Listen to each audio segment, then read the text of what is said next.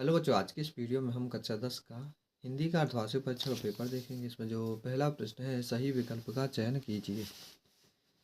सूरसागर के रचयिता कौन है? सूरदास है। माली आवत देखकर कलियन करी पुकार में प्रयुक्त अलंकार अन्योक्ति अलंकार है।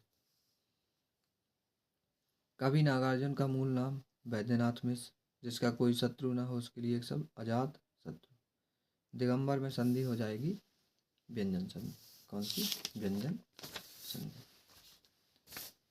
अगला हम देख लेंगे, रचना के आधार पर वाक्य के भेद जो होते हैं 3 होते हैं। कितने? 3। रिक्त स्थान, ये गलत है। रिक्त स्थान आत्मकथ जयशंकर की कविता है। लखनवी अंदाज कहानी विधा का पाठ है। बिहारी रीतिकाल के कवि है। मनु भंडारी की प्रसिद्ध उपन्यास महाभोज है। रसात्मकम वाक्यम काव्यम, ये क्या है? काव्यम है। लेखक स्वयं प्रकाश का जन्म मध्य प्रदेश के इंदौर नगर में हुआ था। कहाँ हुआ था? इंदौर नगर में। एक शब्द और वाक्य में उत्तर देख लेंगे। मलिक मोहम्मद जायसी किस शाखा के कवि हैं? तो ये प्रेम मार्गी शाखा के। अट नहीं रही कविता के कवि कौन है? सूर्यकांत है। मूर्ति पर सरकंडे का चश्मा क्या उम्मीद जगाता है? देशभक्ति की भावना। ये लिखा है उत्तर। जाज पंचम की नाग पाठ के लेखक कौन है? कमलेश्वर। स्थायी भाव की संख्या 11 है। आम के आम गुठलियों के दाम का अर्थ लाभ पाना। सत्य सत्य देख लेना है। स्थूल के प्रति सूक्ष्म का विद्रोह छायावाद, सही है। प्रिय प्रवास हिंदी का महाकाव्य, सही है। जीवन के एक पक्ष का चित्र महाकाव्य में होता, गलत है। वसर रस के सम्राट रसखान है, ये भी गलत है। संचारी भाव की संख्या 33, सही है। भक्तिकाल हिंदी साहित्य का स्वर्ण युग है, ये सही है। सही जोड़ी देख लेना है। हरिगीत का छंद 28 मात्रा है। कामायनी सूर्यकांत त्रिपाठी ने डाला।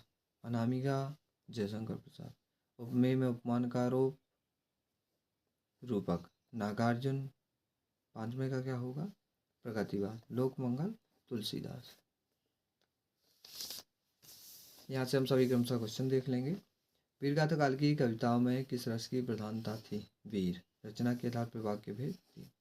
गीत का छंद का उदाहरण अथवा गोपियों के अनुसार राजा का धर्म क्या होना चाहिए? तीसरा ये है। चौथा पांचवा क्रमशः सभी ये क्वेश्चन हमें देख लेना है।